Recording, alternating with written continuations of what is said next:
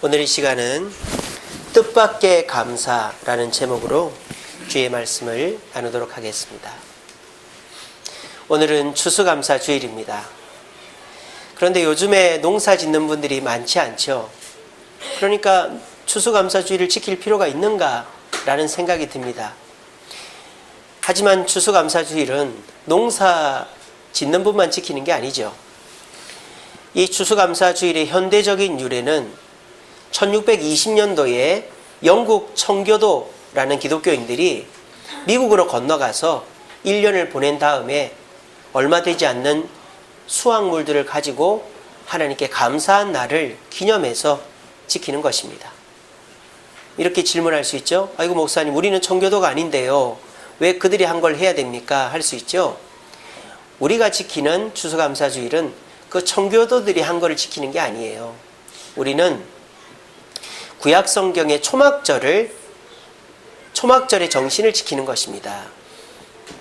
유대인들은 농사를 다 끝내고 추수를 한 다음에 초막절기를 지켰습니다. 그래서 이제 곡간을 채운 다음에 식구들이 모여서 초막을 지어요. 그리고 그 초막에서 일주일을 머물면서 말씀을 읽는 것이 초막절이에요. 그래서 우리는 유대인들이 지켰던 그 초막절의 정신을 이어받아서 추수감사주일을 지키는 것입니다. 그런데 추수가 됐건 초막절이 됐건 풍성함이 있어야 하는 것인데, 요즘 우리가 사는 이 세상에 풍성함이란 글자는 낯설은 글자예요. 국내적으로도 경제가 좋지 않고 혼란스럽고 어려운 일들이 끊이지 않고, 특별히 지난주 수요일에는 지진이 일어났어요. 포항에 있는 교회들은 추수감사주일 설교를 어떻게 할지 모르겠어요. 지진 가운데서도 감사하자. 참 쉽지 않을 것 같아요, 목사님들이. 우리나라에 큰 병고가 일어났습니다. 그리고 북한은 핵을 쏘온다 그러지. 또 세계적으로 틈바구니 속에서 우리나라 정부는 발버둥을 치지만 쉽지 않은 일들입니다. 국내외적으로 힘든 일이 겹쳐 일어나는 이 시기에 우리가 왜 감사를 해야 되며 추수감사주의를 지켜야 될까요? 오늘 본문에 나오는 이스라엘 백성들은 우리와 비슷한 상황이었지만 감사절기를 지켰기 때문입니다. 이들이 성공해서 감사한 것이 아니고, 또 기뻐서 감사한 것이 아니고, 건강해서 감사한 것이 아니라 이들은 어렵고 힘든 가운데서 뜻밖의 감사를 발견했다라는 거예요. 제가 지난 주간에 이 말씀을 읽으면서 은혜를 받았습니다. 야, 이렇게 감사하는구나. 그런데 이들이 도대체 왜 감사할까를 한번 알아봤어요. 그랬는데 이들의 감사가 감사할 수 없는 상황에서 감사하는 뜻밖의 감사였습니다. 그래서 오늘날 저와 여러분들이 처한 상황과 맞구나 하는 생각이 들어서 오늘 이 말씀을 설교로 준비해 보았습니다. 또 오늘 우리가 제가 그렇게 생각을 못했는데 교독문과 같은 본문이더라고요.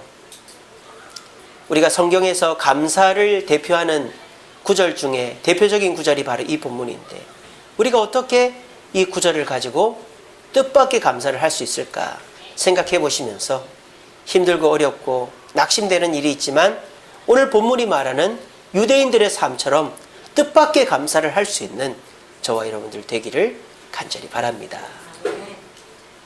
오늘 147편은 이렇게 시작하고 있습니다. 할렐루야! 우리 하나님을 찬양하는 일이 선하며 찬송하는 일이 아름답고 마땅하도다. 한 번만 하는 게 아니에요. 두 번 더 합니다. 7절 말씀에 감사함으로 여호와께 노래하며 수금으로 하나님께 찬양할지어다. 12절 말씀에 예루살렘아 여호와를 찬양할지어다. 시온아 내 하나님을 찬양할지어다. 세 번이나 연거푸 하나님을 찬양하고 감사해야 된다라고 시인은 고백합니다.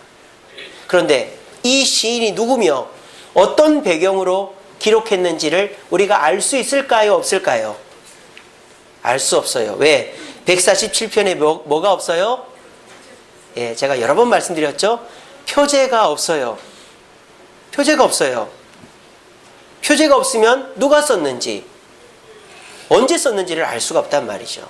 그래서 제가 이 시편을 주석을 통해서 연구를 해보니까 이 시편을 언제 쓴 건지 아십니까? 이때 쓴 겁니다. 성벽 재건 직후에 쓴 겁니다.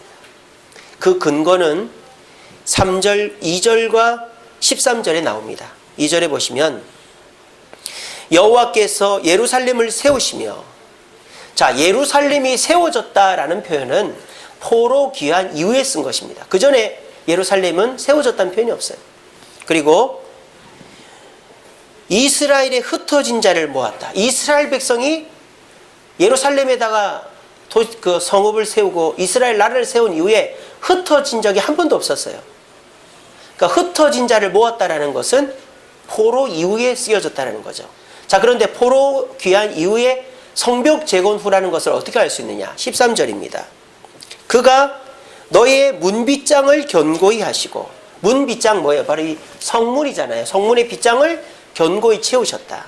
이것을 통해서 오늘 본문은 포로 귀환 후 성벽을 재건한 후에 기록된 감사의 시편이다라는 거죠. 자, 그런데 포로 귀환 후 성벽 재건 후에 이스라엘 백성들의 상황을 제가 전에 설교 드린 거 기억나십니까? 제가 전에 거룩한 성이라는 제목으로 설교했었죠. 그때 이스라엘 백성들이 포로 귀환한 후의 상황이 어떤 상황이라 그랬죠? 살 집이 없습니다. 철저히 파괴가 됐기 때문에. 또 우물이 있는 것도 아니고 가게가 있는 것도 아니고 길이 있는 것도 아니고 아무 기관, 주거 환경 시설이 갖춰져 있지는 않았어요. 너무너무 철저히 파괴가 돼서. 두 번째는 여전히 주변 적들의 표적이 되어 있는 곳이 이 예루살렘 성이었기 때문입니다. 셋째로는 이 예루살렘은 어떤 곳이다? 성에 들어가면 자기가 원치 않는 봉사와 헌신을 해야 되는 곳이었다. 그래서 포로 귀환을 해서 성전을 짓고 성벽을 재건한 이후에도 그 성에 들어가서 살려고 했어요? 안 했어요? 살려고를 안 하는 거예요. 웃기지 않아요? 그렇게 기대하고 꿈꿔왔던 예루살렘 성인데 정작 와가지고 해놓고는 안 살라는 거예요. 왜? 불편하니까, 힘드니까. 그래서 제비를 뽑아가지고 10분의 1인 10,000명가량을 살게 했다라는 이야기를 제가 해드린 적이 있어요. 그 상황에서 이 시편을 쓴 거예요. 그러니까 지금 상황은 감사하고 찬양할 상황이 아니라고요. 사람들이 울며 겨자 먹기로 황폐화된 저 성에 들어가서 열심히 일을 해서 집을 짓고 도로를 닦고 건물을 만들어야만 하는 상황이라고요. 그런데도 오늘 시편 기자는 감사를 하고 있다고요. 이 감사가 뭐다? 성공해서, 배불러서, 편안해서, 건강해서 하는 감사가 아니라 뜻밖의 감사였다는 것입니다. 오늘 이 본문 속에서 감사하는 유대인들의 감사를 살펴보신다면 여러분들도 성공하지도 못했고 풍족하지도 못하고 편안하지도 못하고 건강하지도 않지만 뜻밖의 감사들을 발견할 수 있을 것입니다. 자, 그럼 이들은 어떤 것으로 감사했을까요? 첫 번째는요, 모으시는 하나님께 감사했습니다. 오늘 볼까요? 2절 3절입니다. 여호와께서 예루살렘을 세우시며 이스라엘의 흩어진 자를 모으시며 상심한 자들을 고치시며 그들의 상처를 싸매시는도다. 지금 유대인들은요, 포로로 뿔뿔이 흩어져 있었습니다. 여러분, 포로 생활했다고 모여 살았다고 생각하지 마세요. 우리나라 일제강점기 때 일본 사람들이 우리나라 사람들 어떻게 했어요? 강제 이주시켰어요. 만주에 사는 사람들을. 그래가지고 저 시베리아 벌판에 갖다 놓고요, 저기 오만 데다 다 아무것도 없는 데다 갖다 놓고는 알아서 살아라 그런 거예요. 그래 지금 고려인들이 러시아 각국에 흩어져 사는 거잖아요. 포로 생활이라는 그런 겁니다. 내가 살고 싶은데 살 수 있는 게 아니라 내가 모여 살고 싶다고 살 수 있는 게 아니에요. 그래서 흩어져 있던 사람들이 지금 다 모인 거예요. 그래서 이들이 모여서 부모, 형제, 친지 모인 것만으로도 감사하다, 그렇게 얘기하는 거죠. 이들이 돌아와 보니까 집도 없고 성도 없고 살 수 있는 여건이 아무것도 안 갖춰져 있지만 생각한 거예요. 그래도 뭐는 감사하다? 뿔뿔이 흩어졌던 우리 식구들, 가족들, 친지들이 모였으니 감사하다, 그렇게 감사하는 것입니다. 저는 이 감사가 우리에게도 해당된다고 생각합니다. 여러분, 우리 민족도요, 뿔뿔이 흩어지는 일이 너무 많았어요. 우리 민족이 역사를 지나오면서 수천 번의 외침을 경험했습니다. 외부에서 침입해오면 우리는 뿔뿔이 흩어져야 돼요. 그래서 흩어져 살았던 거예요. 최근에도 어떤 일이 있었죠? 6.25가 있었지 않습니까? 6.25 때 사람들이 다 흩어진 거예요. 여러분들은 가족이 흩어지고 그 아픔이 얼마나 큰지 모르시죠? 저는 압니다. 저희 외가 식구들이 북한에 있거든요. 저희 외할머니, 외할아버지가 자식들만 업고는 메리너스호 배 타고 거제로 온 거예요. 문재인 대통령이랑 같이. 그 외가 식구들이랑 우리 외할아버지가 선주였어요. 배를 여러 채 갖고 있어요. 엄청 부자였어요. 그 배 다 놔두고 왔습니다. 화병으로 죽었습니다. 거제에서 죽었어요. 우리 외할아버지가. 우리 외가 식구들이 어떻게 살았는 줄 아세요? 우리 외할머니가 아무것도 못 갖고 왔어요. 사람도 타기 힘든 그 배를 요만한 보석함 하나 갖고 왔어요. 그거 가지고 거제에서 버티고 청주 와서 집 사고 땅 사고 해가지고 우리 어머니랑 형제가들 다 키웠어요. 아무것도 못 갖고 왔어요. 그래가지고 이산가족 찾기를 하면요, 우리 외삼촌이 이산가족 찾기 나갔었어요. 여러분들은 이산가족의 아픔을 모르죠? 저는 압니다. 우리나라 이산가족 찾기 세계문화유산에 등재가 됐어요. KBS에서 그거 할 때 한 일주일만 하려고 그랬어요. 세상에 일주일이면 몇 달을 했잖아요.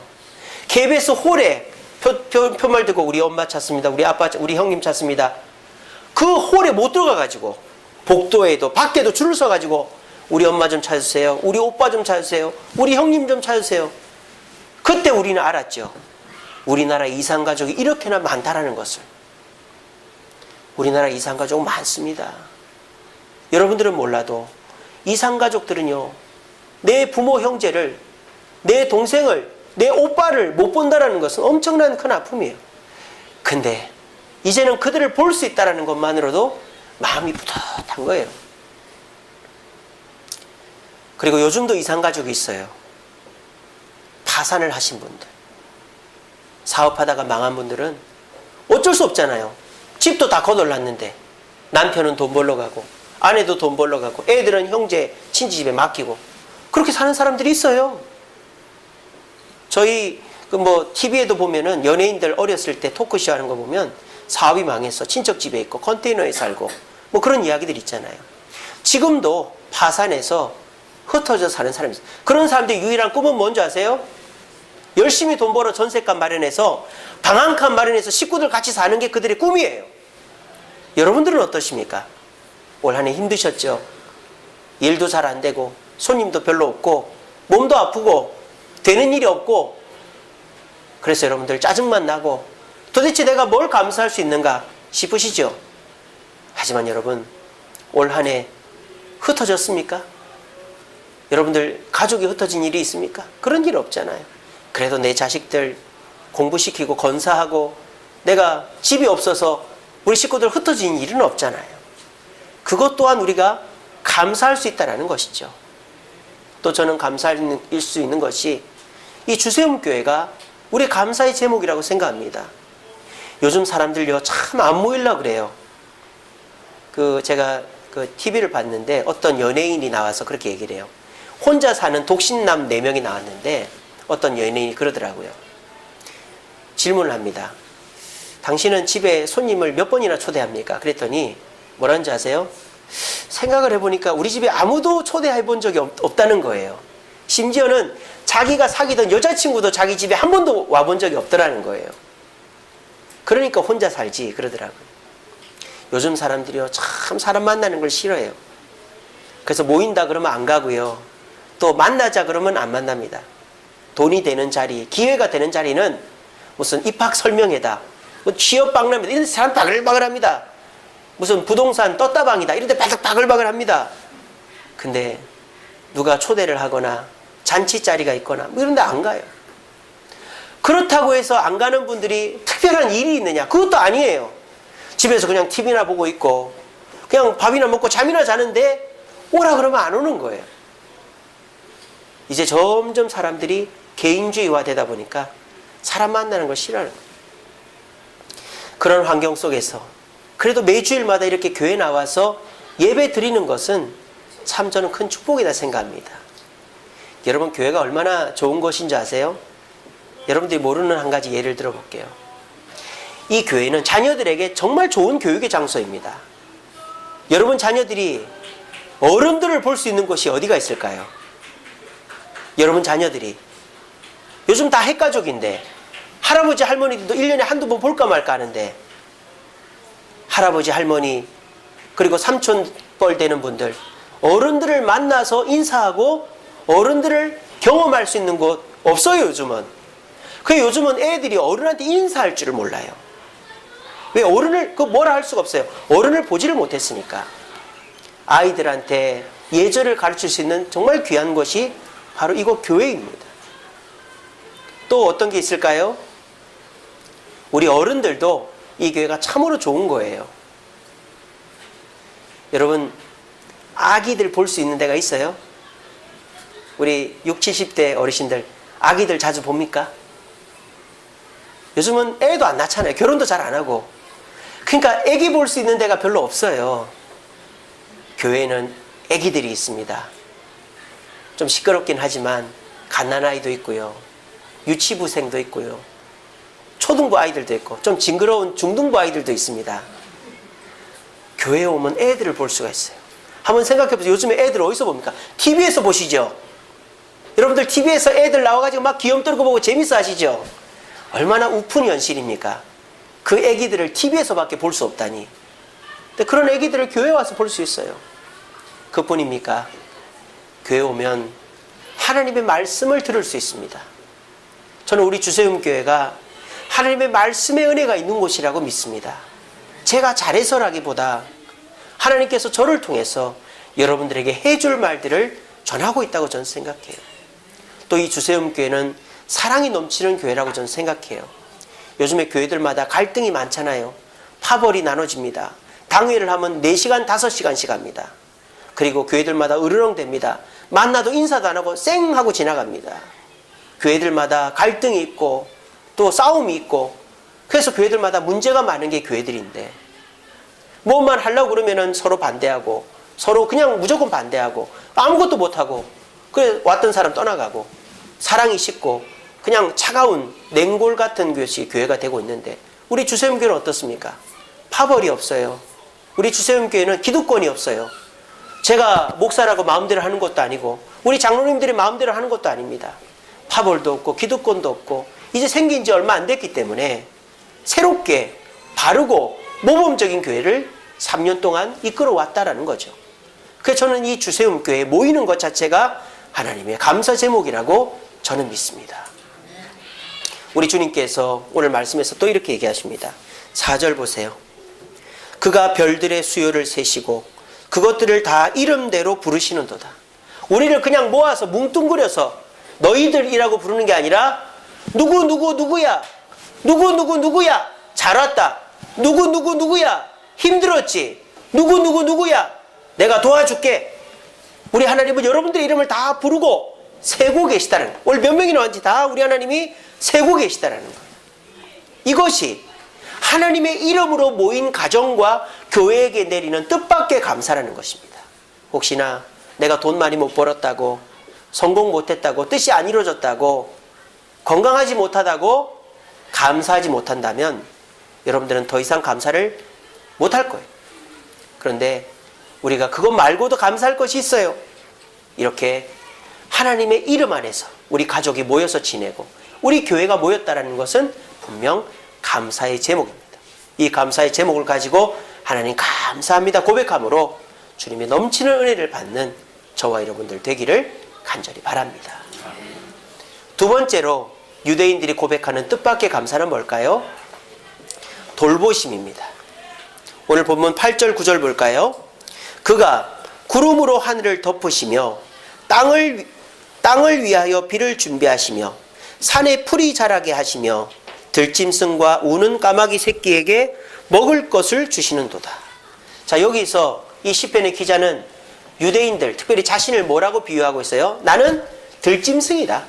나는 까마귀 새끼다. 라고 고백하는 거예요. 나는 들짐승이고 나는 까마귀 새끼인데, 그런 나를 하나님이 어떻게 하신다? 구름으로 덮으시고 보호하시고 비로 내리시고 자라게 하셨다. 풀이 자라듯 나를 성장시키셨다라고 감사하는 거예요. 여러분, 이 유대인들은요, 잘 먹고 잘 사던 곳을 버리고 황무지 같은 곳으로 온 사람들이에요. 유대 땅은요, 폐허가 된 황무지였습니다. 집도 없고 농토도 없고 비도 별로 안 오는 그런 곳입니다. 그러니까 페르시아에서 살던 이 유대인들이 유대 땅으로 돌아간다고 했을 때 그 페르시아 이웃들이 뭐라 그랬을까요? 야, 가지마. 야, 거기 아무것도 없다며. 집도 없고 땅도 없고 비도 잘 안 온다며. 야, 너 여기 집도 있잖아. 땅도 있잖아. 여기 잘 사는데 왜 글로 가? 페르시아 이웃들이 가지 말라고 했을 거예요. 또 같은 유대인인데도 불구하고 속으로 생각할 겁니다. 내가 왜 거기를 가야 돼? 나는 여기 집도 있고 땅도 있고 가족들도 다 있는데 나는 안 가. 저 멍청한 놈들. 이러고 있는 거예요. 그래서 포로 기환을 한 사람이 10만 명밖에 안 되고 페르시아 땅에 남아있었던 유대인이 100만 명이었다 그래요. 그러니까 100만 명의 유대인들은 돌아오지를 않았던 거예요. 돌아온 사람들은 돌아올 때만 해도 막막했을 것입니다. 야, 어디서 살고 뭘 먹고 어떻게 자녀들을 키우나 막막했을 거예요. 그런데 희한하게도 와서 보니까 살아가지더라는 거예요. 그래서 하나님께서 보호하셔서 뭐 누구의 침입도 없고 농사도 지을 수 있고, 그리고 또 하나님께서 때를 따라 농사 지을 수 있게 비도 주시고 환경도 열어주시고, 그리고 1년, 2년, 5년, 10년 살다 보니까 자녀들이 자라고 정착이 되더라는 거예요.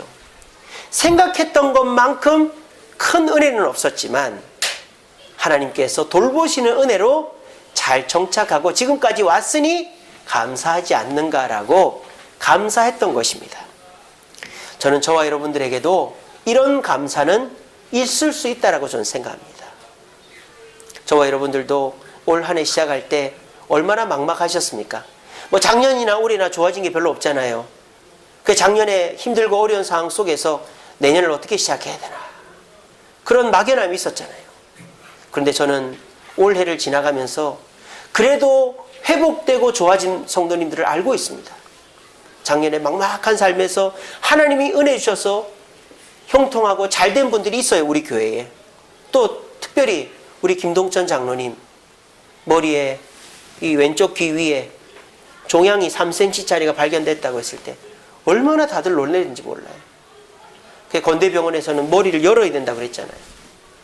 그런데도 하나님께서 우리 자녀들에게 지혜를 주셔가지고 우리 진호기 집사님, 훈이 형제가 병원을 알아봐서 아산병원의 감마나이프라는 머리를 열지 않고 이제 방사선으로 할 수 있는 거를 알아내가지고 치료를 해서 뇌수술 하신 분이 저렇게 멀쩡하게 앉아 계시는 거예요.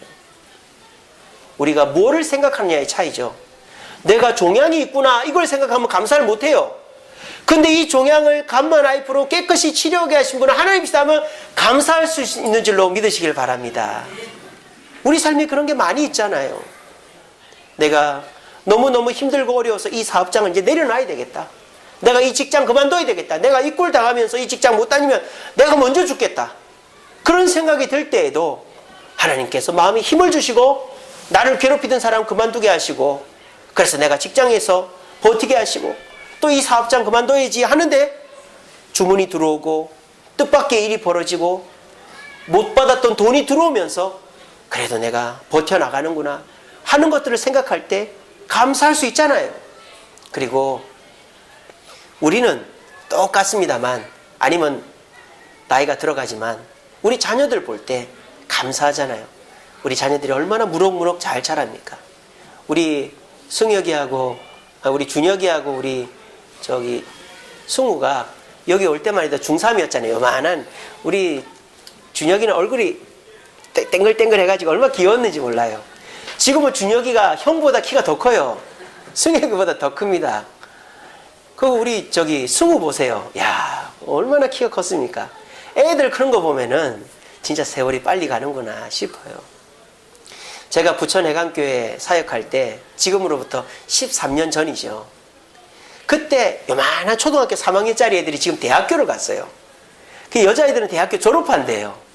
야, 내 그거 볼 때 세월이 빠르구나. 저는 똑같은데 뭐 머리가 좀 휘어졌지만 우리는 힘들고 어려워도 하나님은 일하십니다. 내 자녀들을 키우시고 나도 성장하게 해 가시는 거예요. 이것에 우리는 감사할 수 있지 않겠습니까? 근데 이런 돌보심의 은혜는 누구에게 주어진다라고 되어 있느냐? 10절 말씀 보면 이렇게 되어 있습니다.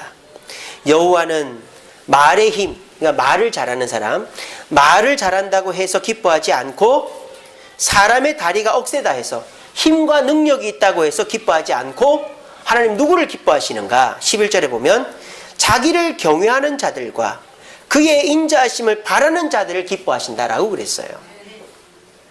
하나님은요, 어떤 사람에게 돌보심의 은혜를 주시느냐? 말 잘하고 능력 있고 자기 힘으로 무언가를 해내는 사람에게 하나님의 은혜를 주는 게 아니라 매주일마다 교회 나와서 하나님 저 왔습니다. 일주일 동안 또 힘들었습니다. 제가 할 수 있는 게 없네요. 어떻게 해야 될까요? 그렇게 하나님께 나와 기도하고 하나님께 물어보는, 하나님께 의지하는 자에게 하나님은 돌보심의 은혜를 주신다고 약속하고 계시는 것입니다. 부디 오늘 이 말씀 꼭 기억하시고 하나님은 지금도 일하고 계십니다. 여러분들이 성공하지 못하고 건강하지 못하고 만족하지 못하고 편안하지 못할지라도 하나님이 여러분들 이만큼 살게 하시도록 일하고 계십니다. 하나님의 덮어주심의 안정감, 하나님의 비를 내려주심의 공급함, 하나님의 풀이 자라게 하신 것 같이 자라게 하심의 은혜를 생각하면서 그 뜻밖의 은혜에 감사하며 감사절을 보낼 수 있는 저와 여러분 되기를 간절히 바랍니다. 마지막 세 번째로 유대인들이 발견한 뜻밖의 감사는 뭘까요? 말씀하심입니다. 오늘 이 말씀이 오늘 이 본문의 핵심이에요. 너무너무 제가 몸에 막 소름이 돋을 정도로 은혜를 받았어요. 여기 보세요. 16절에 보면 이렇게 되어 있습니다. 하나님께서 이 땅에 눈을 양털같이 내리시며 서리를 재같이 흩으시며 우박을 떡 부스러기같이 뿌리시나니 누가 능히 그 추위를 감당하리요. 이렇게 되어 있습니다. 자, 이 표현이 무슨 말이냐? 여러분 보세요. 눈을 뭐같이? 양털같이. 서리를 뭐같이? 재같이. 우박을 뭐같이? 떡 부스러기같이. 이 말은 뭐예요? 인간이 통제하거나 조절할 수 없는 고난을 말하는 거예요. 여러분, 눈이 이 세상에 내리면 우리가 눈을 안 내리게 할 수 있습니까? 눈을 이렇게 떠받들고 다 막을 수 있습니까? 맞아야 되는 거예요. 또 서리가 온 땅에 내리는데 그 서리를 막을 수가 없어요. 우박이 내리면 맞아야 되는 거예요. 대표적인 예가 지난주 수요일날 지진 났잖아요. 우리가 지진을 막을 수 있습니까? 빌 게이츠가 막을 수 있습니까? 뭐 과학자가, 대통령이 무슨 힘센 사람이 막을 수, 아무도 못 막아. 당해야 되는 거예요. 그러니까 지금 말하는 눈, 서리, 떡, 추위 같은 이런 것들은 우리가 당할 수밖에 없는 일이에요. 근데요, 오늘 본문에 뭐라고 표현하는지 아세요? 그런 것들을 우리가 다 극복할 수 있다. 하나님의 능력으로, 기적으로가 아니라 18절에 뭐라고 되어 있습니까? 그의 뭐로? 말씀으로 눈과 서리와 떡과 추위를 이길 수 있다. 근데 어떻게 이기느냐? 참 표현이 이게 멋진 거예요. 뭐라고 되어 있냐? 말씀을 보내서 그것들을 뭐 하시고? 녹여서 물이 되게 하신다는 거예요. 여러분, 눈이나 설이나 떡이나 추위는, 그 우박이나 추위는 그렇게 좋은 게 아니에요. 그죠? 근데 그게 물로 바뀌면 어때요? 좋은 거잖아요. 그러니까 이게 뭡니까? 우리에게 다가오는 감당 못할 고난이 있단 말이에요. 이건 똑같아요. 우리 예수 믿는다고 고난 안 당하는 거 아닙니다. 여러분 다 고난 당하고 저도 고난 당해요. 근데 예수 믿지 않는 사람은 그 고난을 당할 때 힘들고 주저앉고 낙심한단 말이에요. 근데 우리는 어떻습니까? 그 고난이 다가오면 말씀으로 그 고난을 물로 바꿔서 은혜로 만든다는 거예요. 이게 얼마나 기가 막힌 표현입니까? 정말 이 표현이 이 시편의 백미예요. 저와 여러분들의 삶이 그렇다라는 거예요. 여러분들이 일주일 동안 얼마나 힘드셨어요. 그리고 내일부터 똑같은 일주일이 시작됩니다. 근데 여러분들이 지난 일주일과 이제 내일부터 일주일이 다른 이유가 뭐예요? 이 자리에 와서 말씀을 듣는 거예요. 말씀을 들으니까 지난 주간에 있었던 서리와 같은 고통, 우박과 같은 고통, 눈과 같은 고통이 녹아서 오히려 나에게 물이 되는 역사가 말씀을 통해 일어난다는 거예요. 근데 그 말씀은 누구에게만 주신다? 20절 말씀입니다. 그는 하나님은 어느 민족에게도 이와 같이 행하지 아니하셨나니 그들은 그의 법도를 말씀을 알지 못하는도다. 할렐루야. 오직 하나님의 말씀으로 감당 못할 고난이 축복이 되게 하는 길은 우리에게만 주어져 있는 줄로 믿으시길 바랍니다. 그거를 깨닫는 자는 오늘 너무나도 큰 축복을 받고 돌아가는 거예요. 우리는 그걸 깨달아야 돼요. 말씀의 은혜, 내게 주시는 말씀의 은혜. 아유, 저 목사가 소리나 깨깨 지르고 어려운 말이나 해대는 저게 뭐 대단한가? 그런 분들도 계시겠죠. 하지만 이 자리에 예수를 믿고 마음에 성령이 계신 분들은 그 성령께서 제 말을 꿀보다, 돈보다, 금보다 더 귀하게 들리게 해주실 줄로 믿습니다. 여러분 귀에다가 통역기를 성령님이 달아주는 거예요. 제 말을 들으면서 아멘, 감사합니다, 이런 말들이 터져 나오는 것은 성령의 통역기를 달고 있는 분들입니다. 이것이 우리가 감사해야 될 제목입니다. 근데 과연 우리가 매주일마다 이렇게 와서 말씀 듣고 은혜 받는 거에 대해서 얼마나 그게 감사하다고 생각하고 있는가 생각해 보자는 거죠. 그래서 오늘 유대인들은 포로 귀환에서 아무것도 없지만 그래도 우리가 모인 것에 감사하자. 모인 것에 감사했고, 너무 살기 어렵지만 구름으로 덮으시고 비로 뿌리시고 풀이 자라게 하시는 것처럼 들짐승과 까마귀 새끼 같은 우리를 그래도 먹이시고 입히시고 보호하신 하나님께, 일용할 양식을 주신 하나님께 감사하자. 그리고 서리와 같이, 우박과 같이, 눈과 같이 우리에게 추위를 줘서 감당 못할 고난을 당하지만 말씀으로 그것을 깨우치고 이길 수 있게 하시니 감사하자. 이 고백이 유대인들뿐만 아니라 여러분들에게도 있어서 뜻밖의 감사를 고백할 수 있는 저와 여러분 되기를 간절히 바랍니다. 말씀을 맺겠습니다. 작년에 제가 말씀드렸는데 감사라는 단어가 헬라어로 유카리스테오입니다. 유카리스테오. 이게 감사예요. 이건 합성어인데요. 유라는 단어는 부사입니다. 좋은, 이런 뜻이야. 좋은. 부사는 동사를 수식하는 게 부사죠. 그리고 카리스는 은혜, 은혜라는 거예요. 우리가 카리스마 이러잖아요. 은혜, 은사를 카리스라 그래요. 그래서 이거를 풀어 설명하면 뭡니까? 감사는 은혜를 불러오는 좋은 것이다. 이렇게 풀어지는 거죠. 여러분, 감사하면 은혜가 불려옵니다. 우리는 그렇게 생각하죠. 은혜가 있어야 감사한다고 생각해요. 그러니까 감사가 없는 거예요. 요즘에 제가 친구들 만나보고 사람들 만나보면 감사하는 사람이 없어요. 직장 문제, 가정 문제, 자녀 문제, 또 개인적인 문제 때문에 다 불평만 하지 입에서 이래서 감사하는 사람이 없어요. 그러니까 생활이 더 힘든 거예요. 근데 우리 기독교인들은 어떻습니까? 그래도 감사하다라고 고백할 수 있지 않습니까? 이게 바로 세상과 우리의 차이예요. 세상 사람들은 은혜가 있어야 감사하는 거예요. 그러니까 감사를 안 하죠. 근데 우리는 감사를 하면 은혜가 주어진다라는 게 주님의 뜻이에요. 그러면 우리는 감사를 해야 되는 거예요. 이 말씀으로 말씀을 마치겠습니다. 호세아 14장 5절 7절입니다. 내가 하나님께서 이스라엘에게 뭐 같다? 이슬 같다. 여러분, 이슬이 대단합니까? 대단하지가 않아요. 그냥 새벽에 맺혔다가 해 뜨면 없어지는 아주 보잘것없는 거예요. 근데 하나님은 자신을 뭐로 표현하고 있어요? 이슬로 표현하고 있어요. 왜? 이 이슬이 엄청난 일을 하기 때문입니다. 보세요. 이슬이, 그러니까 그가 백합화같이 피겠고 레바논 백향목같이 뿌리가 박힐 것이라. 그의 가지는 퍼지며 그의 아름다움은 감람나무와 같고 그의 향기는 레바논 백향목 같으리니 그 그늘에 거주하는 자가 돌아올지라. 그들은 곡식같이 풍성할 것이며 포도나무같이 꽃이 필 것이며 그 향기는 레바논의 포도주같이 되리라. 이슬이 꽃을 피운다는 거예요. 백합화. 사실입니다. 제가 성지순례 가보니까 그 들판에 꽃이 쫙 펴있어요. 여기서 말하는 백합화는 우리가 말하는 흰색 꽃이 아니라 빨간색 꽃이에요. 아네모네 꽃이라고 양귀비과에 속하는 꽃입니다. 그게 쫙 펴있어요. 진짜로.